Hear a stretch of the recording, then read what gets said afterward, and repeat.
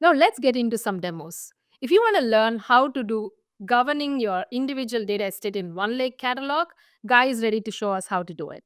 Guy, take it away.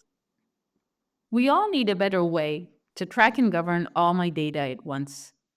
Well, the Govern tab allows just that by providing a set of features to help me easily and centrally govern my individual data estate. Like the rest of the catalog, I can filter to domains of my choice or view all domains at once. I get key insights at a glance, like the number and type of items I own, and can click to see more. This report view gives me more information, like my data hierarchy, item inventory, and data refreshes. I can understand how secure and compliant my items are by reviewing their sensitivity label coverage. And I can understand whether my data is sufficiently curated, like my use of tags, descriptions, and endorsements.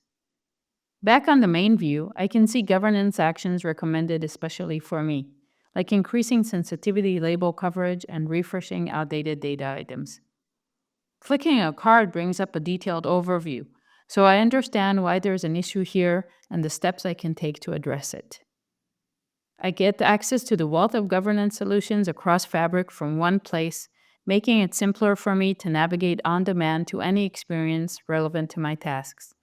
And finally, resources and documentation help ease my learning curve on governance in Fabric and estate-wide capabilities from Microsoft Purview.